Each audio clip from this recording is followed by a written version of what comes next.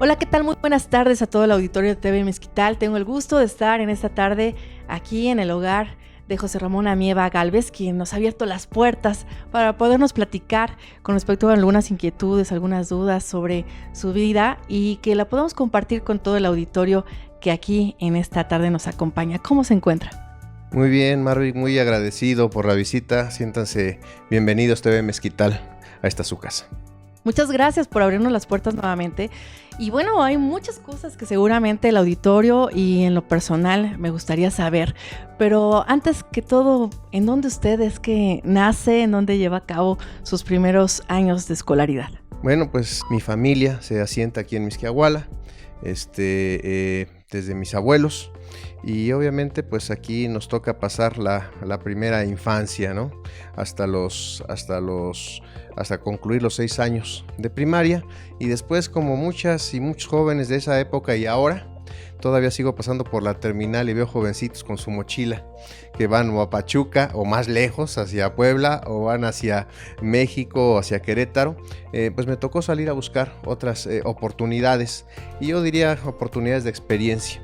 Yo en concreto pues fui primero a estudiar la secundaria y la preparatoria con los padres benedictinos, y después pues la universidad, y así prácticamente fue una dinámica que de muchos años, hasta hace pues unos pocos meses que ya concluimos esa dinámica en la Ciudad de México.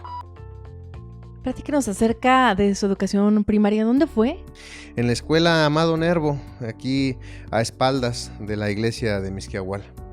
¿Alguna anécdota que usted recuerde? ¿Cuál fue el profesor con el que era el dolor de cabeza? ¿O cuáles eran los amigos? ¿Cómo era la convivencia en esa época? Recuerdo perfectamente a todos mis profesores y profesoras de todos los grados. Quiero decirles que, compartirte que a mí me costó un poco de trabajo aprender a leer. Mi profesora en primero y segundo año fue mi tía y la profesora Dora Flores Gálvez. Entonces, cuando vio que pasé primero de primaria y no sabía yo leer, en segundo año me llevaba en las mañanas a clase normal, era turno matutino, y por las tardes me llevaba a espaldas de la clase y me ponía muchísimos cuentos y libros, obviamente propios para esa edad. Entonces los primeros 2 días pues yo no hacía nada, pues tenía la pared y los libros de frente, hasta que llegó un momento en que empecé a leer, y la lectura me acompañó durante toda mi vida, y me sigue acompañando. Cuando pues salí a estudiar la secundaria, pues uno llega a una casa que no es la suya, y aunque agradezco mucho a la familia que me recibió, pues obviamente el trato no es el mismo que para los hijos, y uno pues a veces no es dueño ni de su cama. Por ahí tenemos una grabadora, era lo que nos acompañaba, y durante la época de secundaria leí toda la colección de Sepan Cuántos de Editorial Porrúa. Entonces, pues podría uno tener muchísimos problemas, extrañar mucho el pueblo, saber que los amigos, o imaginar que los amigos y amigas estaban jugando, haciendo otras actividades que uno no podía hacer, pero pues entonces te imaginabas la Ilíada, la Odisea, Sandokan, la cabaña del tío Tom, y te metes literalmente a lo que los libros reflejan y te muestran realidades que vas forjando y que te dan soporte emocional y te permiten entender muchas cosas. Entonces, pues recuerdo a ella, a mi tía Lilia, que fue mi profesora de tercero, al profesor Noé, al profesor Adrián, a todos absolutamente los recuerdo con mucho cariño. Espero que así haya sido yo para ellos. No puedo decir que tenía un comportamiento ejemplar, pero siempre tratamos de estar atentos a las clases. Y dentro de esta temporada en la cual se busca este refugio en los libros, usted estaba estudiando en nivel secundaria, preparatoria también. ¿En dónde lo hizo? Bueno, es el Centro Escolar del Lago, en el Lago de Guadalupe, por curas benedictinos. Ahí pues, tuvimos una formación importante en la parte académica, pero sobre todo de disciplina. Hay una costumbre que tengo muy propia de esas fechas. O sea, yo todos los días en la noche ya tengo la ropa que voy a vestir al otro día. Y eso era porque allá nos enseñaban eso. Y lo que nos decía el padre Rafael, que era el director, es que si nuestros papás trabajaban cuando menos 8 horas para que nosotros pudiéramos comer, tener uniforme, tener los útiles y divertirnos también. Pues nosotros como alumnos teníamos que pasar literalmente 8 horas, entonces eran las clases, había un comedor, ahí comíamos y después regresábamos a hacer otras actividades y pues ahí se te iba el día, ya regresabas ya prácticamente por la tarde, noche a las casas. ¿Cuál considera que fue la razón por la que se tomó esa decisión por parte de sus padres de hacer esa educación en este complejo educativo? Bueno, mira, obviamente, pues mis papás pensaron que ahí podría tener yo algún tipo de impulso adicional hacia la educación. Probablemente si no hubiera ido al Centro Escolar del Lago, hubiera estado en la escuela secundaria David Noble. Ahí fueron absolutamente todos mis amigos y me platicaban y yo pues ya me veía ahí, me costó mucho trabajo, pero yo creo que mis papás algo vieron que necesitaba estar ahí. ¿Qué es lo que hace que estés lejos de tu casa, de tu familia? Pues lo que hace es que valores mucho más las cosas. A la fecha, siendo domingo a las 6 de la tarde, siente uno un vacío en el estómago. Es el vacío que sentía uno desde que estaba siendo uno niño estudiante, de que sabes que ya te tienes que ir. Entonces valoras la comida, valoras los apapachos de tus papás, valoras el poder platicar con tus amigos, te permite valorar las cosas, pero también te da un impulso a no dejarte. O sea, si llegas a un ambiente que en un inicio es hostil, en lo que haces tu círculo de amistades, en lo que empiezas a agarrar pues relativamente el nivel de estudios, no te dejas y te vas acostumbrando a tener un nivel competitivo adicional, de no dejarte, porque te ven como el que viene de provincia, te ven como el que, pues digo, había diferencias en cómo se viste uno, cómo se vestían allá, hay diferencias hasta en los programas de televisión que se veían. Entonces, pues no te dejas. Entonces eso creo que fue parte de lo que ellos intuyeron, porque pues mi papá llegó hasta tercero de primaria, mi mamá hasta sexto de primaria, entonces pues yo creo que eso es lo que intuyeron en algún momento. ¿Cuál es su formación profesional? Pues yo soy licenciado en Derecho, soy maestro en Administración Pública, soy doctor en Derecho y actualmente soy maestrante, es decir, estamos cursando una maestría en Juicios Orales. ¿Cómo es que usted decide estudiar este campo del conocimiento? Pues mira, la verdad, concluyo la escuela preparatoria y lo que ahora se llama año sabático, decido dejar de estudiar y acompañar a mi papá al campo. Entonces mi papá me llevaba al campo y pues literalmente llegábamos a las 5 o 6 de la tarde y era comer e irme a dormir, o sea, no aguantaba para más. Entonces en esa época, la que era mi novia yo con la mamá de mi hijo empecé a andar cuando yo tenía 16 años, ella 15, y llega un momento en que a veces, y lo digo con mucho respeto, ¿no? Las novias dicen, oye, pues me estás haciendo perder mi tiempo. Entonces ya nos tenemos que casar, y fue como me animo a entrar a la universidad, porque pues necesitaba yo dinero para ir pues pensando cómo íbamos a mantenernos, ¿no? Y pues obviamente nos casamos y pasado el año viene mi hijo, que ahora tiene 21, y es así como pues poco a poco se va uno orientando en la vida. Después de la carrera, en un empleo que tuve con el Banco Interamericano de Desarrollo, pues me financió la maestría en el Instituto Nacional de Administración Pública. La concluyo y después pues uno va sintiendo que ahora los jóvenes salen de una carrera y a veces no es suficiente. Tienen que tener una especialidad, una alta especialidad, una maestría, un doctorado, y es como voy a la Universidad Marista a hacer mi doctorado. Y ahora pues me gusta mucho combinar la parte de la práctica profesional con la enseñanza.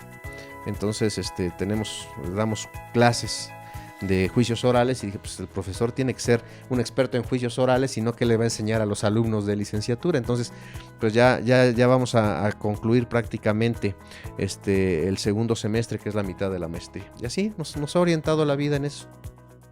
Pero ¿cómo es que se llega a decidir sobre la justicia, sobre las leyes, sobre el derecho? ¿Qué fue ese granito o esa energía que lo impulsó a ir por ese camino?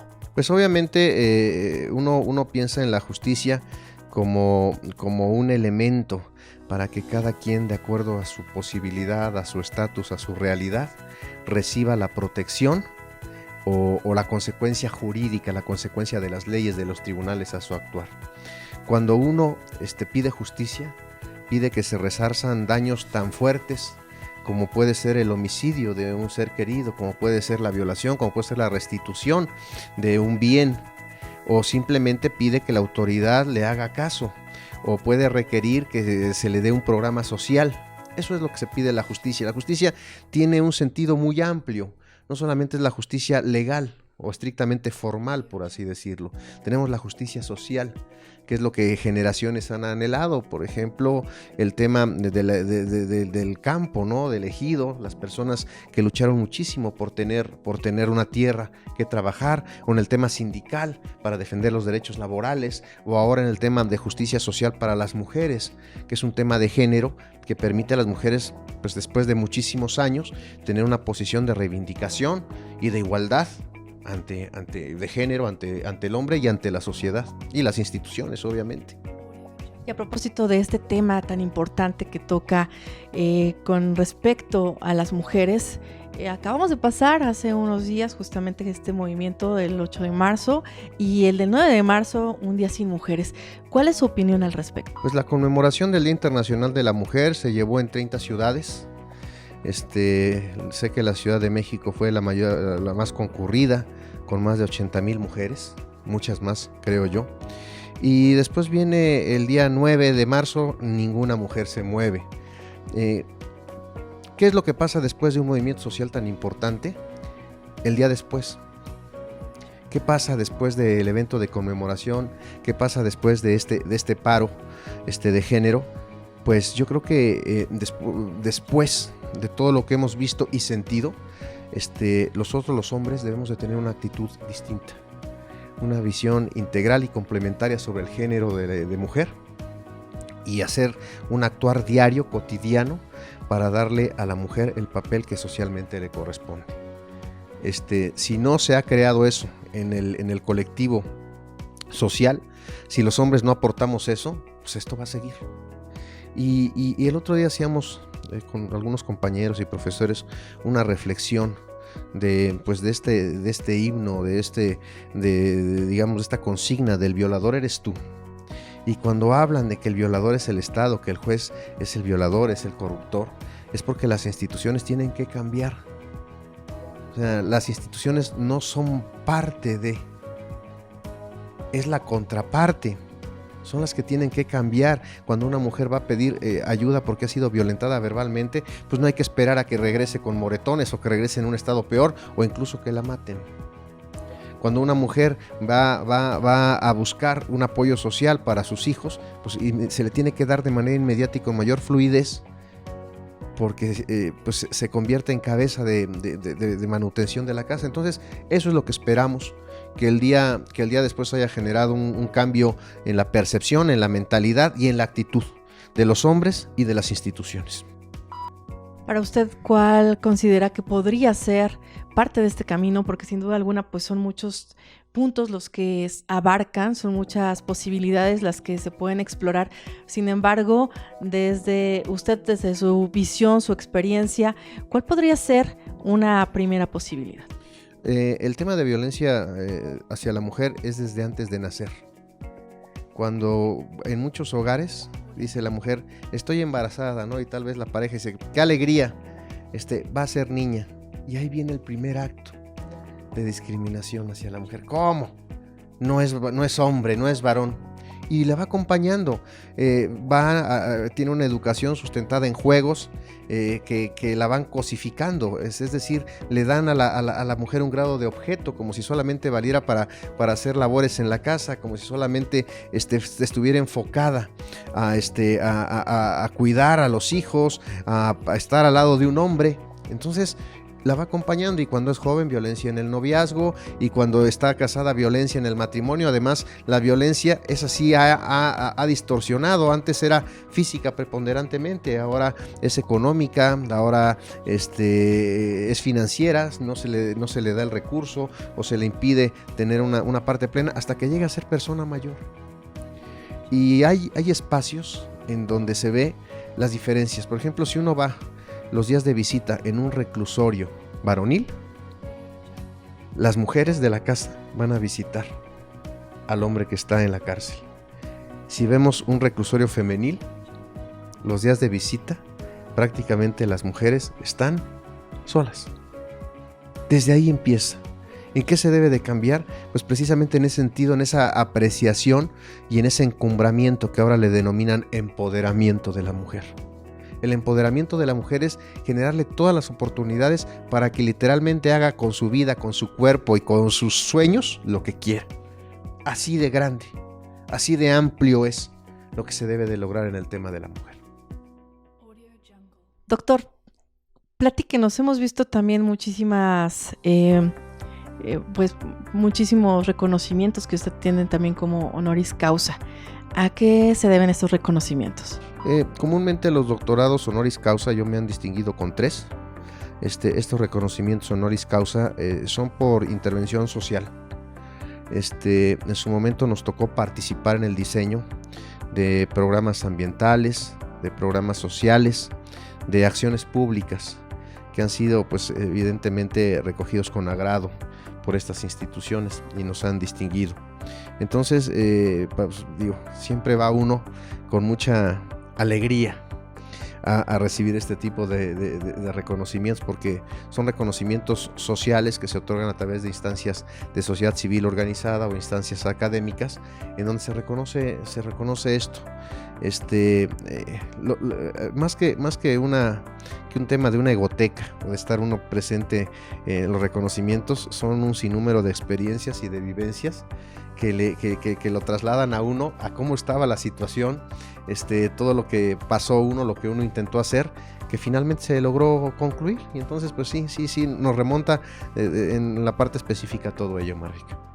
Sabemos que también en esto que usted menciona, pues ha tenido experiencia ya también en lugares de apoyo a las personas, es decir, ha sido un servidor público en diferentes áreas. ¿Nos puede platicar un poquito al respecto?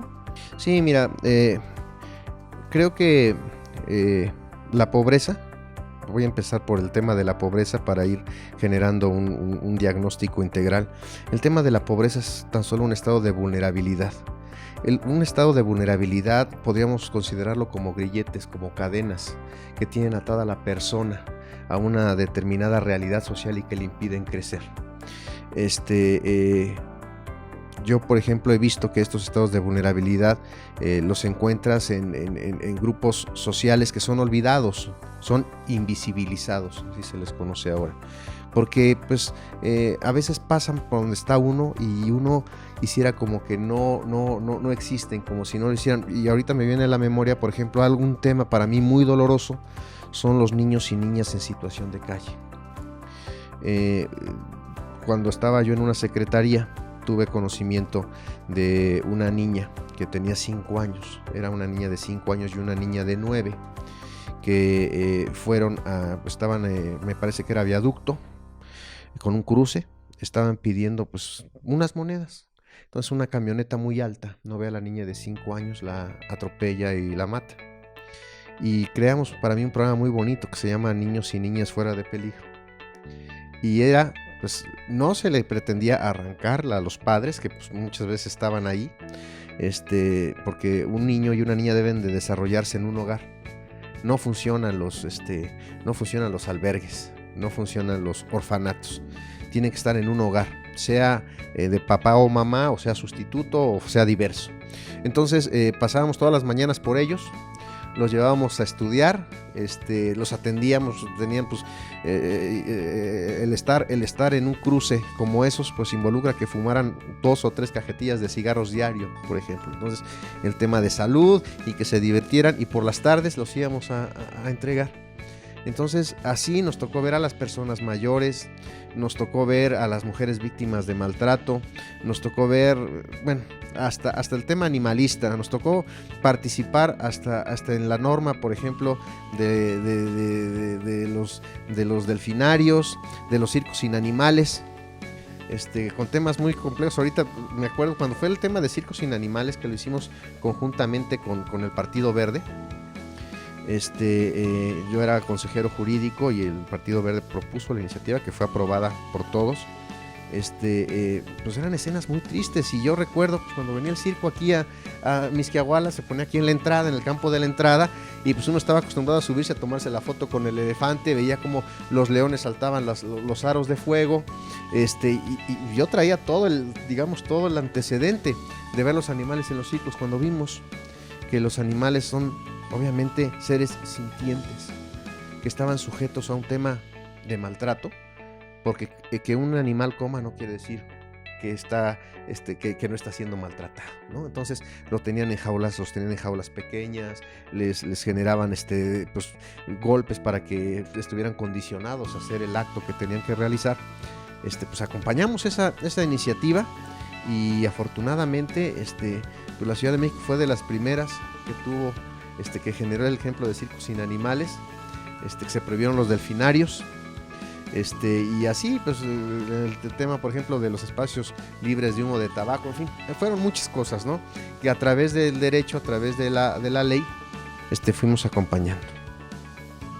Hace un momento usted nos platicaba de su experiencia en cómo regresa a su municipio que lo vio nacer, en esta mirada que tiene ahora de estar radicando nuevamente en este lugar.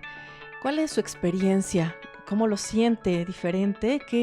¿Cuáles serían las observaciones que usted nota a lo largo de estos años? Pues hay aspectos que no han cambiado. Hay aspectos que no han cambiado, algunos pues no para bien. Por ejemplo, hablábamos de los domingos por la tarde o de los lunes muy temprano. Pues tenemos la misma terminal que hace 30 y tantos años yo iba, sigue siendo la misma. Bueno, quitaron las bancas de madera y pusieron ahora unas de metal, pero sigue siendo la misma terminal. Otros han cambiado para mal.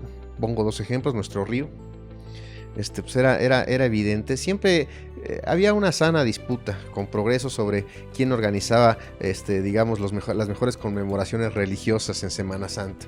Entonces uno veía cómo bajaban rumbo al río y se llevaban las famosas cámaras de llanta.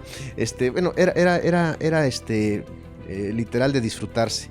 Yo creo que para estos años, pues el que meta un pie o se meta al río, pues sale como los pescados de esta caricatura con 3 ojos, ¿no? De los Simpson. O sea, ya tenemos, eso ha cambiado para mal. Otro es el aprovechar el espacio público. Antes uno salía a la calle y pues veía a las personas, los niños jugando hasta las 11, 12, se veía a la gente que íbamos a comer enchiladas, íbamos a dar una vuelta al Calvario, al Parque del Calvario o al mismo jardín. Ahora creo que ya no se ve, no sé si es por temor, ¿no?, de la gente que ya no está disfrutando su espacio público. No podemos dejar nosotros de perder todo eso. Y otro es que nos ha avanzado el crecimiento poblacional, por ejemplo en temas de agua. En temas de agua hay comunidades que hemos visto como Tepeytic, en donde llega solamente una vez el agua por semana. Entonces pues son temas que sí han cambiado para mal, o se han modificado para mal. ¿Qué es lo que conservamos? Pues uno conserva a sus amigos, conserva los elementos de festejo, la parte de convivencia. Eso sigue siendo, ¿no? Todavía seguimos siendo un municipio en donde la mayor parte nos conocemos, nos saludamos, a veces nos peleamos un poco, pero seguimos siendo una comunidad en donde nos conocemos. No hemos perdido esa identidad. Uno ve, por ejemplo, los municipios conurbados a la Ciudad de México, las mismas alcaldías de la Ciudad de México, en donde pues hablamos de alcaldías que tienen 6 millones de habitantes o de personas que están en cierta hora ahí. Pues ahí se pierde todo ese tipo de identidad, ¿no? Entonces aquí todavía lo tenemos. Y antes de concluir, porque sabemos que nos hemos extendido un poquito, ¿cuál sería, de todo esto que usted me platica respecto al municipio, desde su experiencia, desde su caminar, cuál sería el concepto, el significado personal que usted le da al municipio de Mixquiahuala?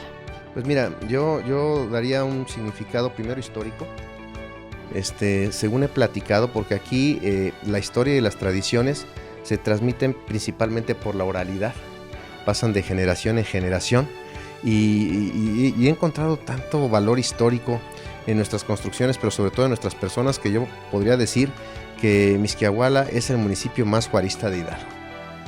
Después hablaría de un esquema de identidad y de valores único que tenemos nosotros como mixquiahualenses. Muchos hemos ido y traído, no solamente de los estados conurbados, se han ido a otras partes de la República. Hablamos de personas que en algún momento, por ejemplo, los llevaron a Chiapas, les daban 20 hectáreas, 20 animales, y fueron a Chiapas a generar aspectos productivos y después regresaron. Otros que han ido a Estados Unidos, tenemos una población migrante importantísima. Entonces, todos hemos regresado o hemos traído nuestras costumbres o lo que hemos adquirido allá, y ahora tenemos un municipio muy diverso. Yo lo veo como un municipio que sabe que su crecimiento, y lo digo con mucho respeto, no radica en tener un cine, no radica en tener una tienda de autoservicio o un supermercado. Radica en que todo lo que hemos hecho, por ejemplo, el otro día platicaban, oye, en el tema culinario, y dije, mira, aquí tienes un restaurante que se dedica a esto, una parrilla que hace esto, hasta las enchiladas de esto, hasta los que han ido a Estados Unidos y ahora tienen su negocio de alitas y hamburguesas. Todo hemos tenido un crecimiento, y yo lo enfoco a que esa identidad y ese potencial de desarrollo pueda ser concordante con un estímulo económico, o sea, hablo de un salario que permita tener a las familias satisfechas con lo que todos, con lo que cada uno hace, con lo que todos sabemos hacer. Doctor, muchísimas gracias por la entrevista, gracias por recibirnos nuevamente. Quisiera que nos regale un mensaje también para todos nuestro auditorio que nos está sintonizando, y con esto despedir. Bueno, pues Marvic, pues a todos, a todo el público, a todos quienes siguen a TV Mezquital, un saludo, pues un agradecimiento por su paciencia y por su atención en estos minutos. Hemos tenido además una entrevistadora que pues literalmente va guiando a uno a platicar y a compartir, y bueno, pues les aprecio mucho la oportunidad. Gracias. Saludos a todos, y bueno, estamos aquí, así es que recuerden darle like, compartir y sobre todo pues estar haciendo sus comentarios con respecto a lo que compartimos en los contenidos de TV Mezquital.